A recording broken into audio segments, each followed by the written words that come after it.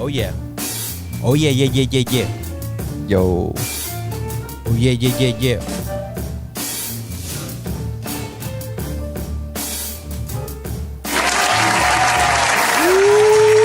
What's up, guys?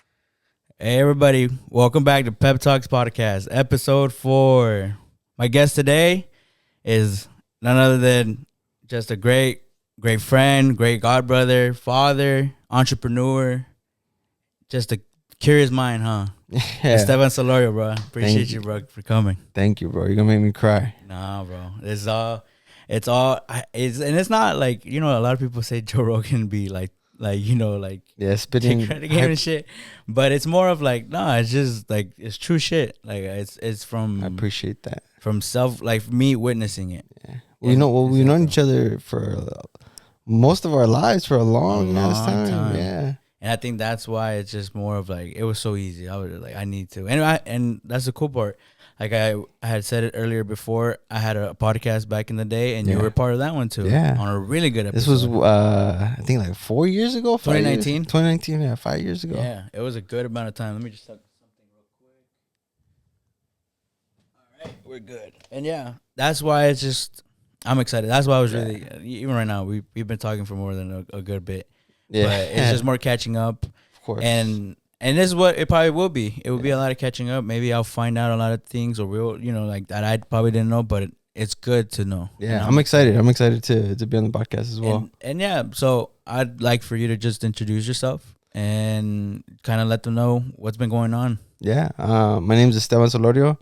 I am the insurance guy first and foremost. That's kind of been my identity for the last few years. But above that, my new identity, the new person that I am transforming and becoming into, I am a husband and father. And that's, if you guys follow me on my Instagram, that's what I promote. I promote my son because I love that boy to death. And I also love my wife. Can't forget her. And my cars. I'm also a car enthusiast. I have crazy whips and I be doing crazy shenanigans. But in a nutshell, that's my current identity: father, husband, car enthusiast, and then last but not least, businessman, hustler. I love the grind. I like to work, believe it or not, but that's me in a nutshell. That's beautiful. And from being where you are, where you feel right now in life, is it something that you expected, or is it something that just kind of like, you're like, hey, I'm getting used to it, but it's not that hard to get used to? Hell no, man. So I guess a little insight where I come from. Bro, I went to Osborne. Osborne was ratchet, was ghetto. And if I was to think back then, I would be here now. Probably not. I had no idea. Like I had no idea. Not saying I didn't have any future. I didn't think about what's to come nearly as much as I do nowadays. And then I think I just kind of always been a person to find a way to get through whatever I'm going through, whether it be emotional trouble, physical trouble, financial trouble, anything. I've always been very creative with my resources and my environments more than anything. And I attribute to me benefiting, I guess, or taking advantage of those resources to kind of get to where I'm at. So, I guess to go back to your question, did I see myself getting here? No, but I know that I'm so confident in myself that whatever situation I am, I know that there'll be a positive outcome at the end. It's not any hard situation isn't forever, if that makes any sense. Yeah. And I heard somebody say that their dad was like, hey, it can only last so long. Exactly. Like, if you hate it or you're not really so happy about it, it does go away quick. Yeah. And sometimes when it goes away, you're like, oh, it wasn't that bad. Yeah, exactly. But in those beginnings, like coming out of high school, or even in high school, like, did you kind of always have like a mindset of like, I gotta get ahead, or was it more of like you were just kind of enjoying life as it was? In the beginning, I was always with my friends. We'd always be fucking around. I got a car at a pretty young age. My first job was I think 16 or 17 years old, was at Kmart. So I remember that. That was funny. Yeah. I always had that working for myself mentality, because I'm Mexican. My parents always worked. So like to me, working was normal. Like that's just something you got to do. So as soon as I could legally start to work and make money for myself, that became the norm for me. And at 16, I bought my own car. My brother bought his own car. My friends were getting their cars, and we were always out and about. And I guess the hustler, the getting ahead sort of mindset wasn't until the thing with my bro happened, bro. For those people that don't know, another I guess identity of mine, well, it kind of still is, you know. I was born a twin. I'm 28 years old, but right when I had turned 18, or a few days before, my twin brother passed away in a car accident. And that one thing, or that one event in my life changed me forever. It changed the way that I looked at life. I obviously went through like a little bit of a depressive state, not really caring, not really, like really shutting, I guess, down on life, not really trying to put any effort into it. When for all my people out there listening, when you're a twin, you have it's gonna make me a little emotional, but you have a special bond with your twin, man. That's your best friend. Connection. Yeah. It's the other half. Yeah, man. You got a brother, you know that. Yeah. Having a brother, younger or older, it's just having somebody to play with, having somebody to grow up with, and just live life with. And we were literally at the beginning of our adulthood. I think man's passed away 2 weeks before we turned 18 in a car accident. And it made me just, in the beginning I was numb. I was numb because of my mom. I saw her, like, how crazy it affected her. So I was like, I can't really show emotion. Typical Mexican machista sort of thing. It was like, crying or showing signs of sadness is for the weak. I can't be weak. I gotta be strong. Life's still gonna kind of go on. And I did that for, I want to say, a solid year or two. I kind of just put up a front. I would cry, obviously. I'd be sad, obviously, because you lost your bro. But fuck yeah. But it caught up to me, like anybody else. It caught up to me, and I started, even to this day, because it's still something. We're all humans. Still something to this day that I kind of am still learning to show my emotions, and I just kind of put up a front. But and I lost my train of thought. No, yeah, like you're getting to the point at that stage where you're like, I have to face it before it overcomes whatever I want to do, like the future that you knew you could have. Yeah. So you're like, I'm not getting to it without this. Exactly. So I guess post high school life, I went to Chattahoochee Tech for like two years, like 4 semesters, and I wasn't doing anything. I was working part-time at Allstate. I still wasn't licensed to sell insurance. And I hated it. I hated being in school, because I was like, I'm not really getting any education out of this. I'm kind of just going to school just to kind of like fit the norm. My parents wanted me to go to school. I did really good in high school. I was in AP classes. I was like number 9 out of 300 something at Osborne, but it's Osborne. Like, it wasn't that hard to do, But I was like, all right, if I did good in high school, I'll go to college and kind of see what outcome is going to happen in college. But I wasn't happy. I was doing customer service at Allstate. I still wasn't selling because I still hadn't gotten licensed. And then I was like, you know what? Bump school. Forget it. I'm just going to stop going. And I just got up one day and I didn't go to class. I didn't return.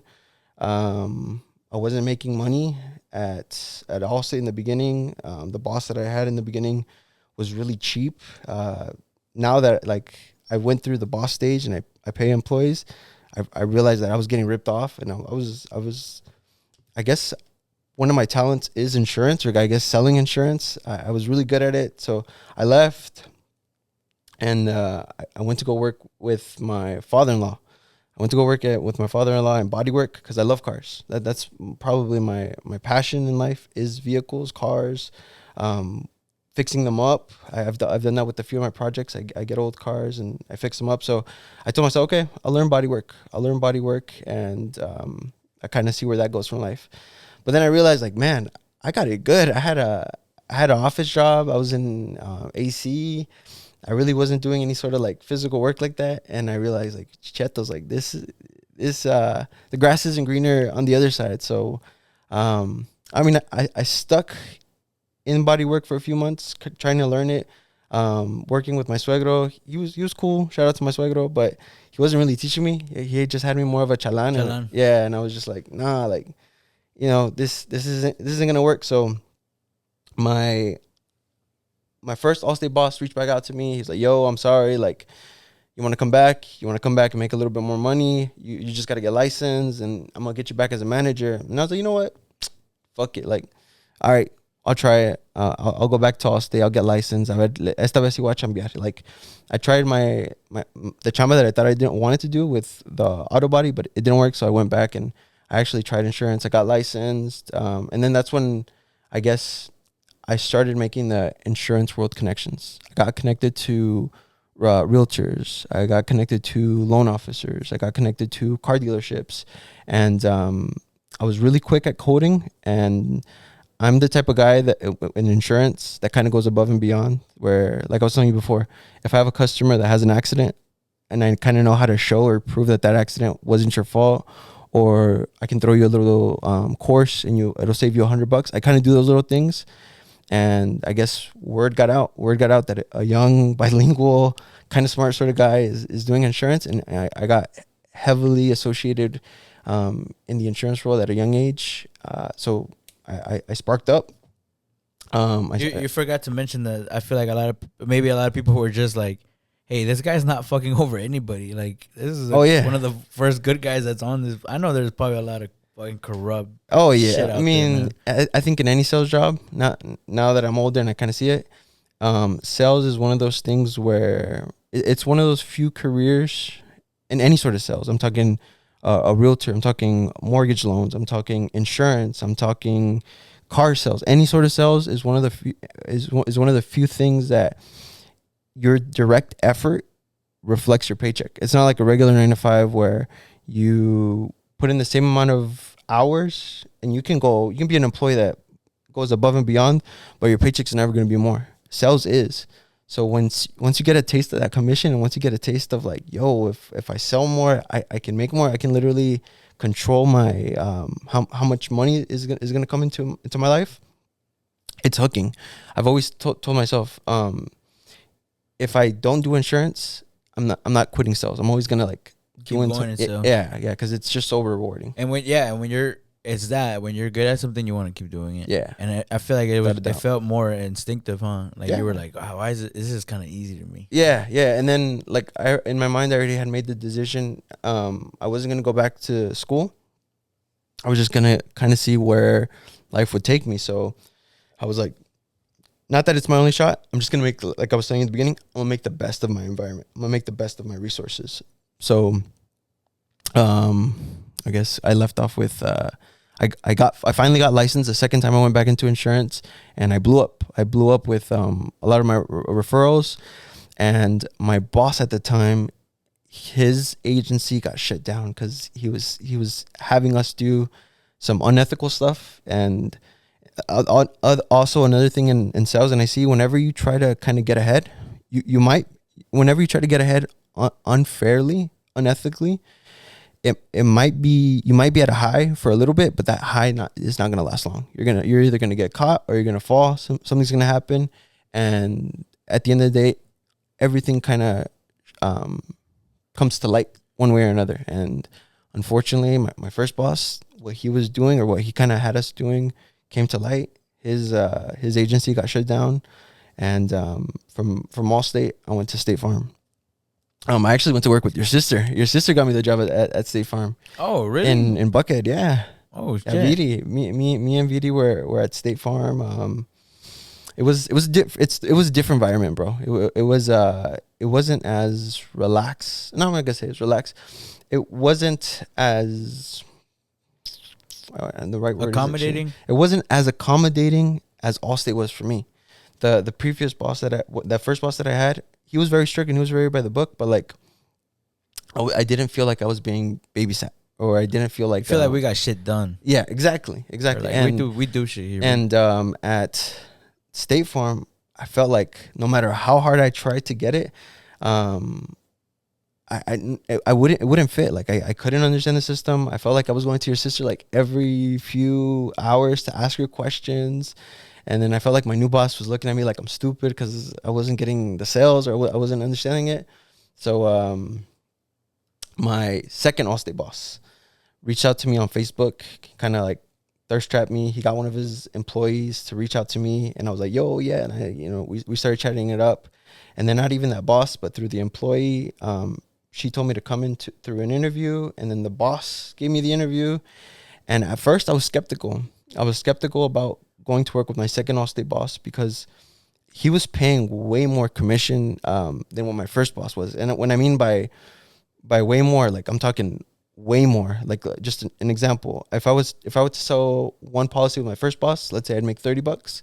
If I was to sell a policy with my second boss, I would make $300 if the policy was big enough. Fuck. Yeah, from $30 per policy to $300, I was like something. This is a peanuts no more. I was like, yo, like I wasted 2-3 years doing that when I could have been working with this man for 2-3 years. But it hit you with it's a little too good to be true. Like what's the catch? Well, here was the thing. So it was true. It was true, and it was so enticing, so good that I credit the way that he was running his business to kind of how I run my business now. So what he was doing is he was paying the full commission up front. Everything that the agency was coming in, like all the base commission that was coming in, he wasn't keeping any of it. He was giving it all to his employees, and he would get his money back at the renewals. So at first it didn't make sense to me. I'm like, what do you mean? Let's say the office made $300 on a policy. I get the full 300. He's like, yeah. It's like, you sold the policy, you get the full 300. I get my money back at the renewal. And I was just like, man, like, how are you doing this? And he told me, it's like, in the beginning, I wasn't making any money. I le chingue, like, I had to put in time, I had to be patient. But when these policies come back at the renewal is when I got my fair share. And I'm like, okay, it made sense. And I got this man's trust at a very early start of my career. And that was one thing at my younger self. I was very people accommodating. Kind of like I would kiss ass a little bit just to kind of get in with people. And he was one of the last persons where I kind of realized you can't be like that in life. You got the people that you're going to accommodate have to be people that are in your life for the long run. It's don't stop being a good person. Just choose who you're being a good person to. Yeah. I live by, if I can help somebody, I'm going to help them. If I'm in the position to help, I would truly help. But don't just help anybody that asks. Help the people that need it. That need genuinely. Genuinely, exactly. Genuinely need it. That's the right word. But I guess. And that won't give you I'll ask for the hand and take the foot. Yeah. Te di la mano y me dices la pata. Or te agarré la pata. Yeah, that's the saying. I never get it right. But I guess going back to my timeline, when I went to my second Allstate boss, I gave a lot of confidence to this man. I gave him a lot of my trust. When he was paying the fair share of commission on the policies, bro, I thought I had gone ham the first time when I went back to my cheap boss, the boss that was paying me $30 per policy. I like le eché todas las ganas. Le eché todas las ganas I had with my second boss when he was paying me that much commission. I got a little award from Allstate. I wasn't an agency owner then. I was just a sales producer. I got an award for being the most sales in the Southeast. Like, Allstate has 4 regions. So we have our South, we have our I guess like middle, other middle, and then West. I was number 1 in the East Coast. I was number 1 sales. I think it was like 2019 or 2018 in the East Coast. And I was so good that my boss opened up a second office. Boss number 2, el que le di la confianza, opened up another office in Marietta because he was in Norcross. And every single day I was driving like an hour of traffic to get to Norcross. And he saw that it was bad, that he got another office. He let me run it for a few months by myself. I was office manager. I wasn't just like assistant manager. I was office manager. I was running that show. Head honcho. During that time, I wasn't a business owner, so I didn't know like what the fuck. Like I didn't know how to. You saw a certain amount.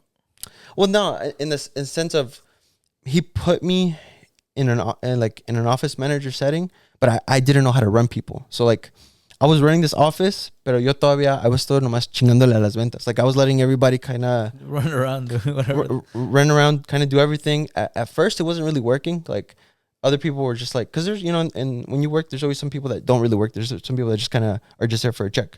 So there was a lot of those that kind of came and went by. But I realized that if my energy was chambear, if my energy was, we got to get things done, other people's energy will align to that. And I started, when it was his business, I started not really telling people what to do. I kind of set the expectations, and if they could meet the expectations without me having to be on top of them, I realized people are gonna do it. So not everybody is gonna waste time, but the people that's energy aligns with your energy, you guys are gonna kind of get something done. And I realized, oh man, this isn't that hard. Like, this isn't as complicated as you would think it would be. Exactly. So this was like 2019. Everything's going good. I'm selling policies.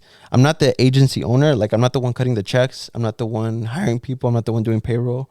But I'm just the one in charge, and I'm making very decent money. I think I was 21 or 22, and I almost hit six figures. Like I was a few thousand away from hitting six figures at 21 or 22. And I was just like, chetos, bro. Like, I knew how much my parents made because I had done fast foot. I'm like, God damn, bro. Not even my parents had made this much. So, everything was going good. I got my first house very young. Thanks to that year. Thanks to that year where I almost made six figures. I was able to get a house. I got it at the right time in 2020. But I guess just before I bought my house, boss number two that I poured my confidence out. Like I went ham. I got the award with this agency. Same thing. Just a star player. You were the star player. Like I was one of them. Yeah, I was one of the star players. Like I said, I've always made the best with my resources. So I'm not gonna go into detail with how it gets sales, but I had built a network of people that would send me sales, 1, 2, 3 sales a day, and I didn't have to keep calling. A lot of the other people in the game would call 100, 200 prospects until they got a sale. Not me. I had the sales coming to me, and I was a good closer. So I attributed that to a lot of my success. But I guess where I was going with this, 2019, right before 2020, boss number two that me and him clicked, and me and him were really tight. He got shut down for same thing, for ethics. I'm not gonna put his personal business like that. He didn't hire the right people. The right people made a mistake on a policy, and it ultimately ended up falling back on him as the main agent. That's a risk you take. Your team, if you don't prep them right and they make a mistake, and it's a pretty severe mistake, it comes back to the main person. But yeah, I mean, like you have to be. There has to be somebody that has accountability. Just as much as they take the win. Yeah, when it goes well. Exactly. Go. So end of 2019, beginning of 2020. That was the second Allstate agency that I worked for that got shut down because of ethics, because some bullshit. Just like with anything, you can get your contract terminated with any carrier. And I was like, man, like, do I want to go work for another agency, or do I want to take like that leap of faith? I know how to sell. I'm so good at it that I got a price for it, and then I got some office managing experience. How hard could running a business be? Like, how hard could trying to figure out taxes, payroll, and all that? Like, how hard could that be? So, when my second agent got shut down, he was trying to find a buyer. He was trying to find a buyer. He was trying to find somebody to kind of basically take over his agency. And I won't spill too much of the details.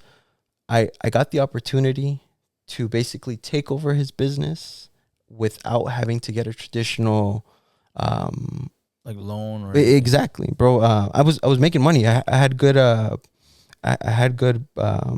guess credit, income. basically. No, my credit was through the ass. I was on like 20, I meant more 22. like a credit to attribute to. Oh what yeah, you're doing. yeah. But I couldn't get a loan. Like when people buy and sell these insurance agencies, these agencies are $1 million, $2 million, $3 million. They're expensive, bro. Because cash flow. They cash flow like a motherfucker. And I was only 21. The most amount of money I made was just shy of six figures that year. And I was like, I'm not gonna be able to buy a book of business or an agency. And I was in the right place at the right time. I used my resources, and Mans me vendió la oficina en pagos without having to get he's a like business loan. Just keep going. Exactly. And there was some agreements that we made in the beginning, and we were still kind of socios, not really like not really him, my boss. We were socios, because that's what it was. Me dio la oficina en pagos, and it was now my responsibility. But a few months passed in, and we were no socios, bro. We weren't socios. I was still his employee. Like, I was still basically. He was just running it from behind. Yeah, like, I was basically his little bitch. But now, just like he just knew maybe a part like that you just didn't click yet, where he could still run it. Up to this point, I was never a business owner. Up to this point, I was only an employee. So I only knew how to be an employee. And when, I guess in my mind, when we kind of nos sociamos, me thinking that, oh, I'm now going to learn how to become a business owner. I'm going to learn how to think like a business owner, do certain actions. But it wasn't that. A few months went in, and he wanted to just keep it going how it was. He kind of wanted to keep it where he was boss, and I was just employee. But it wasn't like that anymore. Now I was main agent. I was the main agent. Kind of like I was telling you about the responsibility. If one agent, if one of your sales fucks up, that accountability or that responsibility goes back to the main agent. And that was me now. But I wasn't boss. I was still being treated like an employee. So I grew the courage to stop being a people pleaser when all that was said and happened. And I normally would kind of take criticism, and I wouldn't say anything, but I snapped back. And I was like, hey, I'm not going to do this anymore. You're still kind of doing the things that got you kind of shut. Yeah. And now you're doing them under my name. So I was like, you gotta get fix this it. You gotta either fix it, or you gotta cut this deal that I had in Pagos. And that's when he showed his true colors. He was like, nope.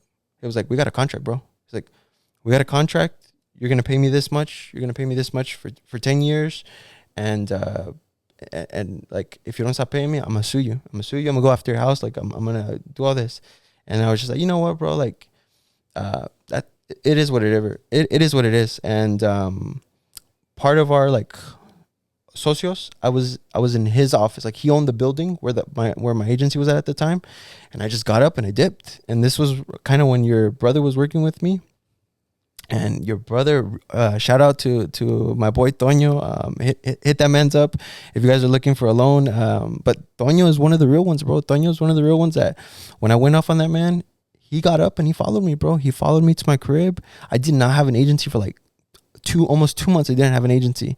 And I was running a freaking insurance agency, taking payments, making new policies, all like helping people from a 1-bedroom in my house. And your boy, your brother Toño, stuck with me when I didn't have money to pay him.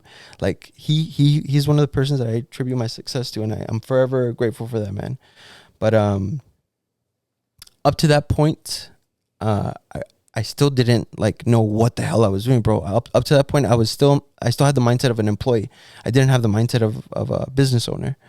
And my beautiful wife helped me out. She quit her what was she doing at that time? 2020. She quit her law firm. Her law firm job. Yeah, she quit her law firm job. She was on her way to make 6 figures at the law firm job too, and she quit that job to help me take the agency off. She helped me get in contact with the landlord where I'm at right now, and she helped me. She helped me get an office space where the landlord didn't ask me for credit, didn't ask me for proof of income. Like, also I took advantage of my resources. It wasn't the best office in the world, but we made it work. We made it work thanks to my girl helping me find the office, thanks to my girl kind of leaving her job and coming to work with me in the office. I took off. In the beginning, it was just me. It was Vivi. It was your bro. And it was Katie. Katie's another one of my day ones. Katie is one of those people in life that is just amazing. Katie's one of those people in life that you can give something, like anything, and she can find a way to make it better. And she came into the agency as customer service, just helping me answer the phone calls and the busy work. and she helped me take the office. She helped me get the office to where it was. With she had gone to school in marketing, and again, same thing, utilizing my resources. I'm like, what? This girl just graduated.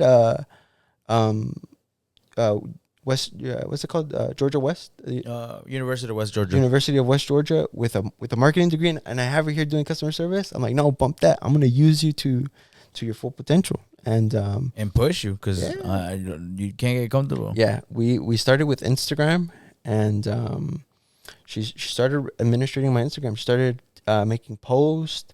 She started signing us up for volunteers. I even, like, at a time I messed around with like trucking, and she helped me with some of my trucking stuff too. But like, bro, Katie is amazing. I always joke around with my wife, and I'm like, I'm gonna leave you for Katie. But like, that's how amazing Katie is. Katie is such a wonderful person. She helped me get my businesses at the time. She helped me get them to the next level, and the first 3 years of entrepreneurship. Every year at the end of so in sales, you always look at your total sales. I look at my total sales as a whole, because I get paid. I don't get paid on how many policies I sell. I get paid on how fat they are. So I always look at the total amount. I add them all at the end of the year. And if I did more production at the end of the year, all right, I grew. Just like any other business owner. This is where you think like an employee. This is where my mind started shifting from an employee point of view to a business owner point of view. Yeah, to a boss point of view. I'm like, okay, if I keep doing the same thing that I did the year before, I'm going to get the same outcome. So I got to start changing something to increase this number, to grow. I was in growth mode, and I started adding more people. I started hiring more employees. I started spending more on marketing. The people that kind of followed my insurance agency career would see that I would just spend money. Like in the beginning, I wasn't really too kind of hard pressed on profit. I was just hard pressed on like, all right, we got to grow, and if it means I got to spend $2,000 on an event, in the beginning, $2,000 that was a lot of money for me, bro. Like, just dropping $2,000 money. $2,000 is and like I'm like, all right, I'm gonna do this, and I like the events and the marketing it started getting more expensive. It got to a point where, bro, we're spending over $10,000 a month in just marketing. Marketing, we were spending over $10,000 a month, and we grew. We grew very big. Cash flow started getting crazy, to where the market started shifting, and not a lot of people know this about me.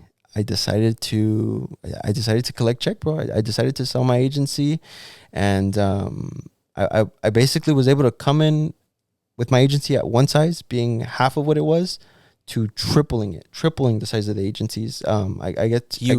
Huge, bro. At the height, I think I had like 9 employees. You were in the market like heavily, bro. I remember that. Our agency was on top. Our agency was on top. I'm still there. I'm proudly there. Yeah. Shout out to all my customers that are with me, man. I wouldn't be where I'm at without my customers too, bro. And that's the other thing about going above and beyond. People pleasing. In the beginning, I people pleased a lot, and I think that kind of helped me with the customers. But now I people please the OG customers, the customers that, like, I'm sorry your policy went up. I'm gonna try my best, but like, it's not me. You know it's not me making your policy go up. It's just it's corporate. I also now, like, I still have the boss mentality, but my identity now, like I was telling you, I'm a dad now. So like I kind of have like I don't know. Bro, this is how I fucking get that bread on the table. Come on. Exactly. I was like, I guess the responsibility sort of mindset. It's like, I don't look at things now as a little kid. I look at things now as, bro, I'm a grown ass man. Like, if I do this could cost my family's life. So once I started seeing things from a father point of view, I kind of realized that not everything is about money, bro. Money, I look at money kind of like a tool. It's very important. It's not something you need to like fiend for, and it's not something that you just need to idolize, and it's the only way of money, because there's some things in life that are way more precious than money. For example, my relationship with my son, like kind of like I was telling you, I grew up in a machismo Mexican household, so to me that's normal. Like, a man not showing emotions, a man kind of like being tough, a man having to work. Like, to me that was normal. And once I became a dad, I was like, no, like, nah, like, if my boy wants to cry, I'm not gonna be like, hey, cállate, eres niña, like, no seas puto, like, you know, be tough. Nah, hell no, like. Or quieres que te haga llorar? Exactly, bro. Yeah, You wanna cry? have something to cry I'm gonna about? give you a reason to cry, bro. Yeah, I was like, nah, like that's not the right. That's the famous one. That's the world famous motherfucker right there. You want to cry? I'll give you something to cry about. And then you get like taken to the restroom and you get whooped. And you're just like, for what? I mean, I didn't even do nothing. I'm just a bystander. But when I had my boy, I realized that's I don't have to raise my kid that way. Like I started thinking about the future, and I'm like, no, like if I genuinely want to have a good relationship with my son, like I want to get older and I want my son to be like, I'm gonna go hang out with my dad. Not like, oh, I gotta hang out with my dad. Like, nah, I want to hang out with my dad. My dad's cool. And I think that's what I'm striving for in life right now, is just to be a cool dad.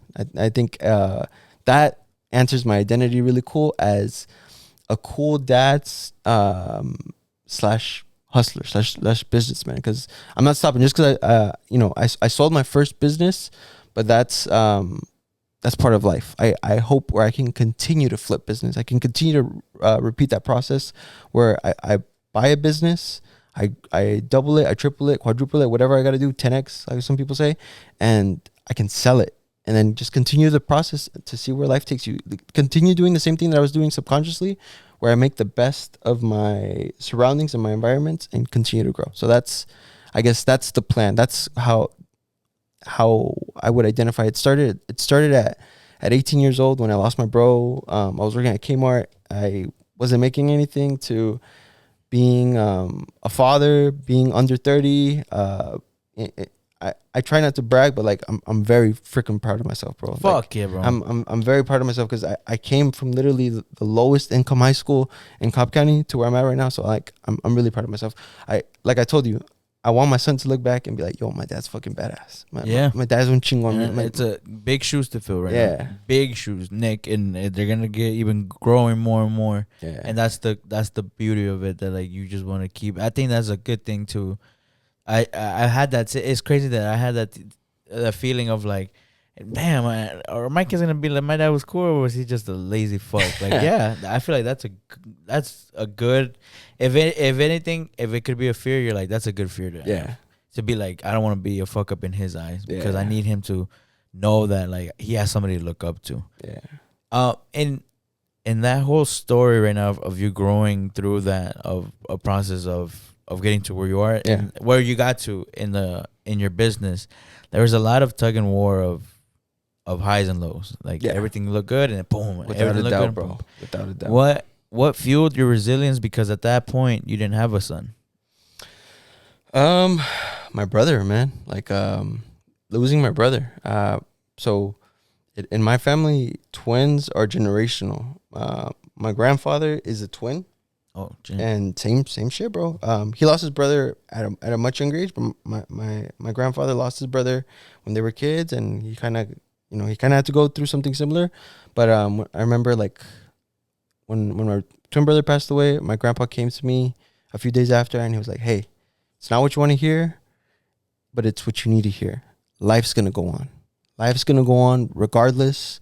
I know it's not the pretty words or like God needed an angel, so he chose your brother, but life is gonna go on. He's like, I went through your shoes. I'm a twin too. And when I heard that, I was like, bro, he's fucking right. Like life is gonna go on. Life is gonna go on regardless. So whenever I've hit something very, very tragic, whether it be financial struggles, whether it be struggles or difficult times with my now wife, at the time girlfriend, employment struggles, I always kind of kept that little saying in the back of my head: life will go on, and had that mindset. Just use the best of your resources.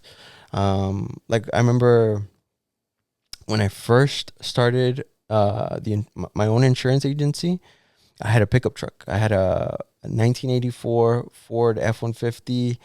Le puse motor, le puse the one that we fucked the transmission up. The one that we fucked the transmission up on that one. You remember that? Yeah, when I saw you later that day, we spent the whole day on it, and I was like, hey, the guy that went to go check on it, I was like, how'd it go? And you were like, dude, we completely fucked it up. Yeah. We did everything backwards. Yeah. I was like, don't even tell me, I don't even know. I remember on that truck, I kid you not, I think I dropped like $25,000 on that truck. Damn. Bro. I dropped a shit ton of money on that truck.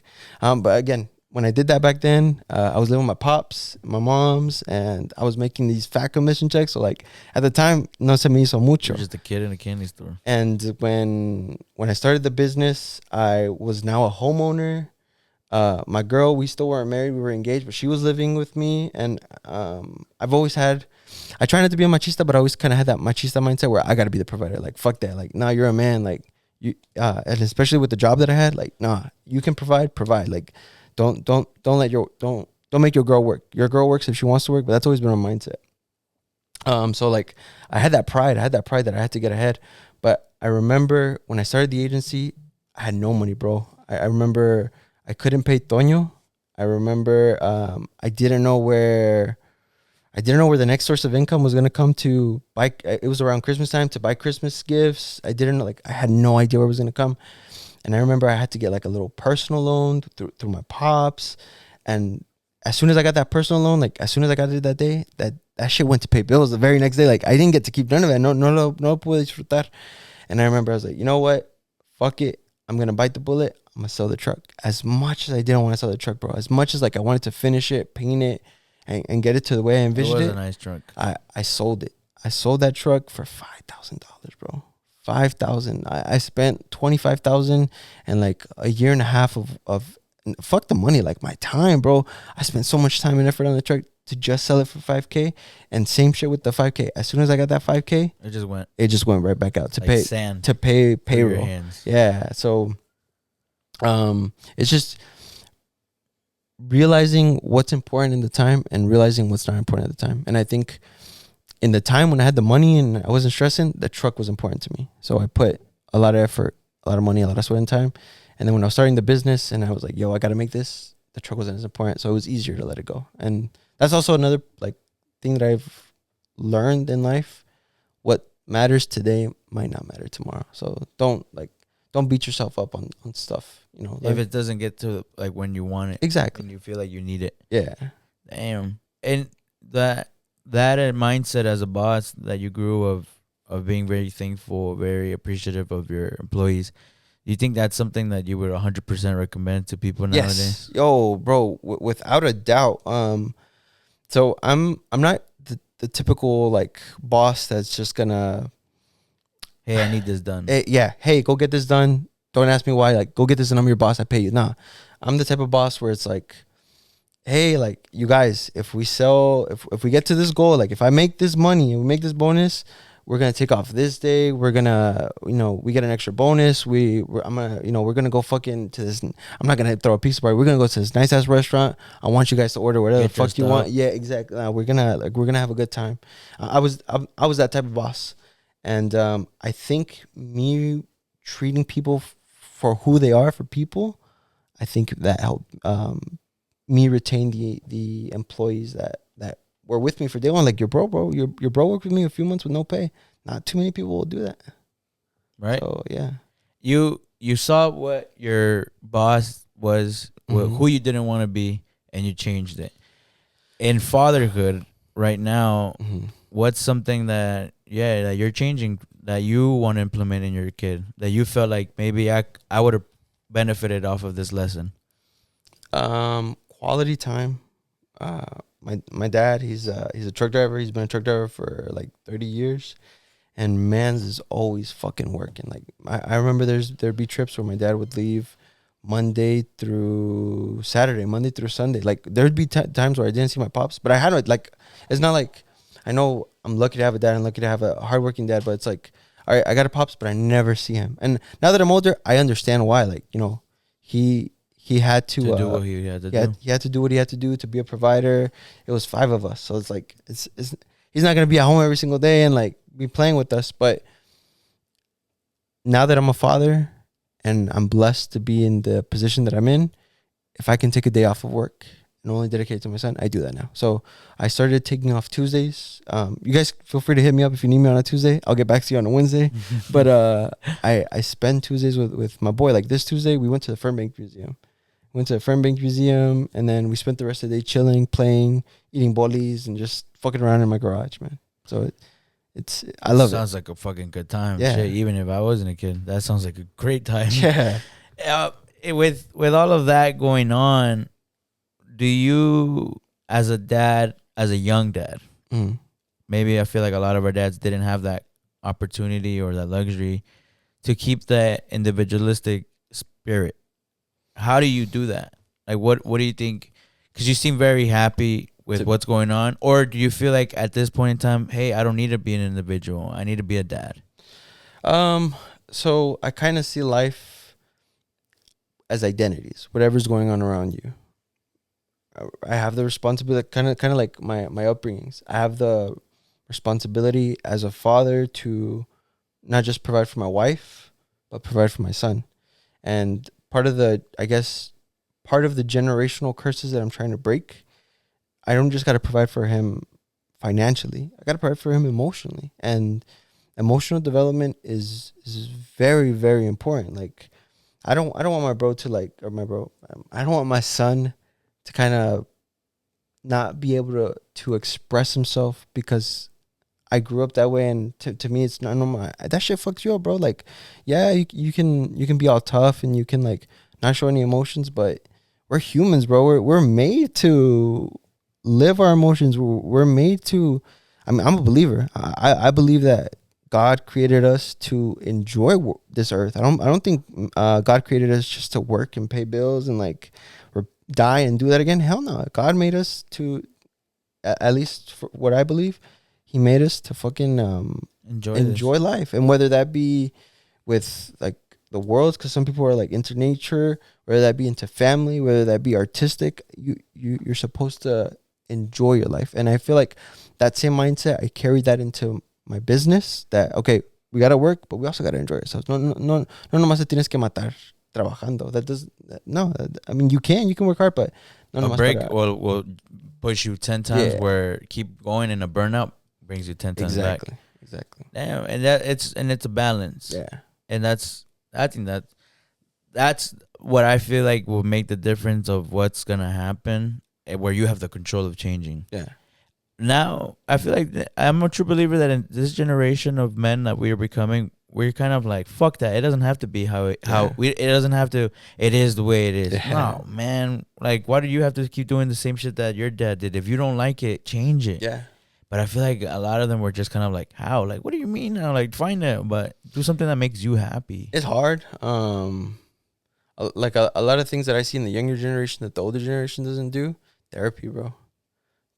Or this, just being open and with a bro and being like, hey man, I'm not 100% right now. Yeah, it's just communication. But open. They always had that guy to be like, like you just need a girl, or like, man, just go get drunk and shit. No, here it's just like, no, let's figure this out. It's like my pops is the type of guy where like we can be in a room and man can just be quiet, and I'm just like, bro, like talk, say some shit, like how do you feel? What do you feel? And I was like, estoy bien, and he's just like quiet, doesn't follow up with it. I'm just like, nah, but I think about it, I was like, he's probably that way because he grew up that way. And he was probably taught that that's how you got to be. You can't like express yourself. You have to. Si te digo que hagas algo, hazlo. And now that I'm in that shoes, now that I'm in the shoes of a father and I got a little son, if I'm like that with him, that shit's just gonna repeat itself. So sadly, I feel like the relationship of father and son back then was more like, I'm up here and you're down here. Exactly. Like the people down here are afraid to go up and ask for help, or Yeah. afraid of I don't want to go into my parents' room. Yeah. Like, damn, bro. I grew up like that sometimes. Like, no, like I'm scared to go in there. Like, what if he's gonna yell at me, or like, and now I look at him like I don't think he ever wanted me to feel that way. Like you don't want somebody that you're supposed to love you, fear you. Exactly. And I feel like that's where we're gonna change. I feel like that's where it's gonna be like, pero we gotta find that balance of like, just don't be a pussy tampoco. Yeah, right? exactly. Don't purposely. It's not a pussy if you cry, but don't cry on purpose. It's like my boy right now. He just turned 2, so he's entering the terrible 2s, and man sometimes will cry just to cry. Like I'm learning that that's normal. Toddlers just cry because like again they have an emotion and they need to kind of live through it. And my wife, she's on this gentle parenting, and you know, to a degree, to a degree, I agree with it. That you know, you can't always just kind of like cachetear a little kid. You can't, because what they're gonna do is they're gonna see that, and they're gonna think that it's normal. It's normal to just kind of go around and hit somebody. Okay, yeah. And it's not. Like, you gotta respect, and you gotta, if you truly love somebody, you gotta love them. You can't, like, being hostile towards somebody isn't normal. And I'm a little different with my boy than she is with him. Like, my wife is very, like, his nap is in 30 minutes. He has to be asleep by 30 minutes.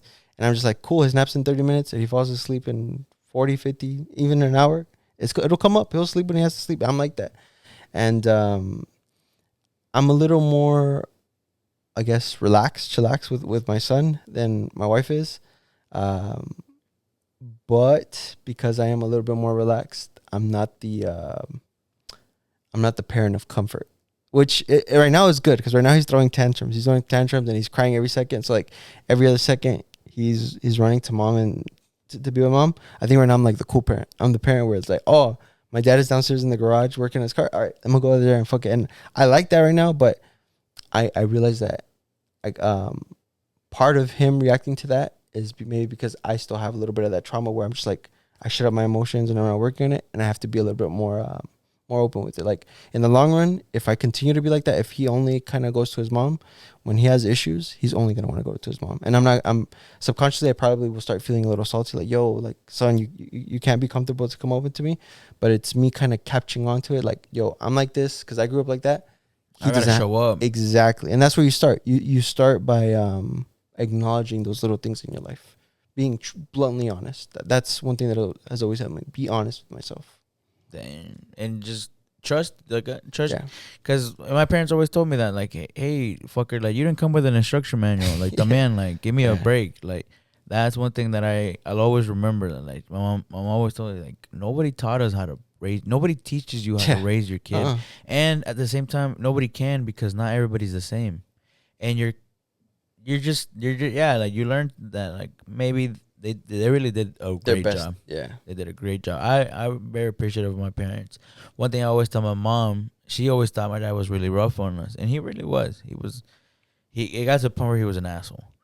Like, I didn't even want to look in this direction. Well, whereas now it's like, we're like bros. Understand why he was the way he is. And I try to kind of, like, talk to him about, like, I get it, that's horrible. Yeah. But you got to work through it and not push it on other people. Like, don't, like, learn how to deal with your emotions. Learn how to, I'm not saying hide them, but don't throw them out in a different emotion. Exactly. And I feel like that's what they weren't taught.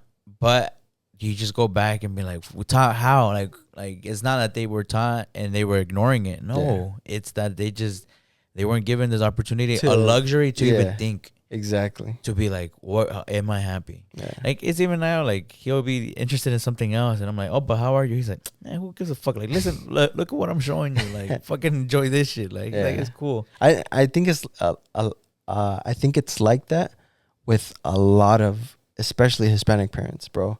Like, a lot of my guy friends are just like, mi papa, like, he's so hard headed. He's like this, and I'm just like, bro, like, was the previous generation just like that? And I think they were, bro. I think they were just, what I've, like, learned to realize is all they kind of had was instruction, like, to be like, you got to be this way. Si no eres así, eres mal. Like, it was either a yes or a no. And we live in a world right now where so many things are normalized. Like literally in this day and age, you can be whatever the fuck you want to be. If you want to be a YouTuber and live off of that, bro, go be a YouTuber. We live in a world where if you decide one day you're not a man, you want to be a girl, bro, go the next day and start being a girl. Like, you can do whatever you want to be. And I think now that we're subconsciously as a society more awake, more open, you're learning to break the habits as to why you were before. That's another thing.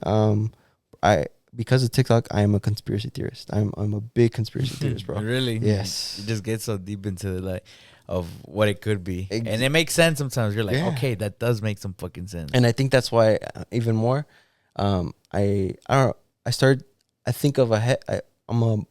more critical thinker than I once was when I was younger. So that when I'm listening to a crazy conspiracy theory and it makes me critically think and I connect pieces, I'm like, oh shit, this is right.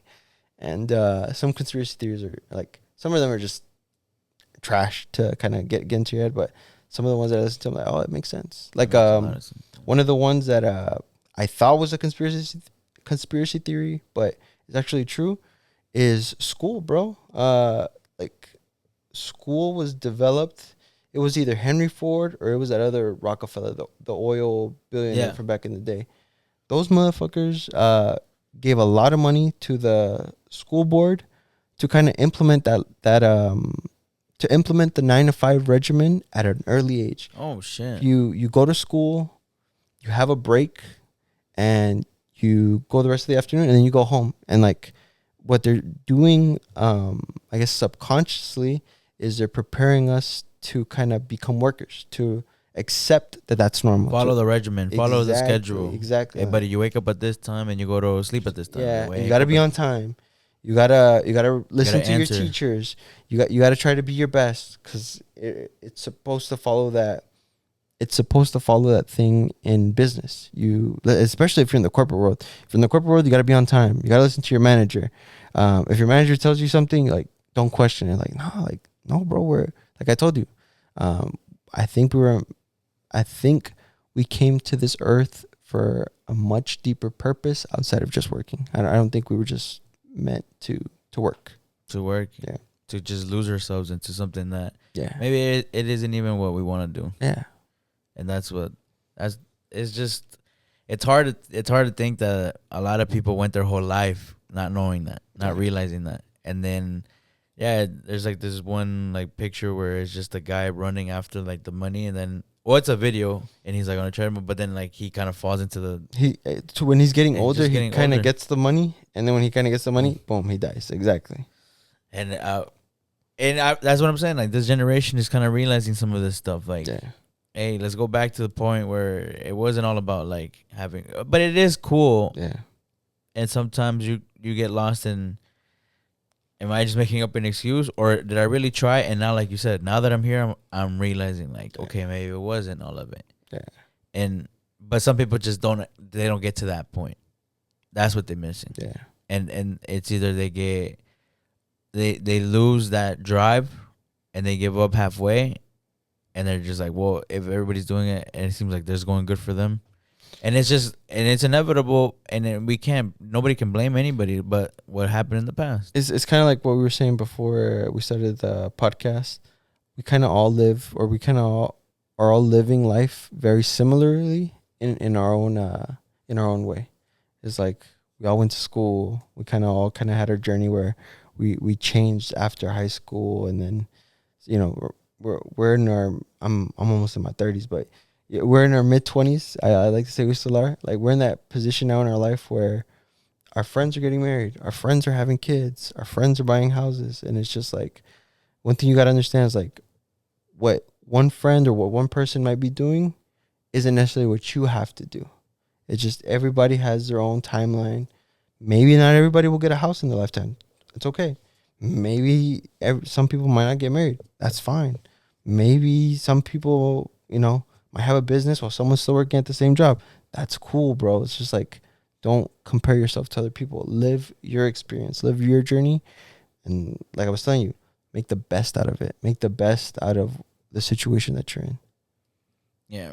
It's like, I think it was this one movie, like the mid-90s, where the guy was like you wouldn't go into somebody's closet. Once you do see what they have, you wouldn't change shit the way you have in yours. Yeah, you wouldn't.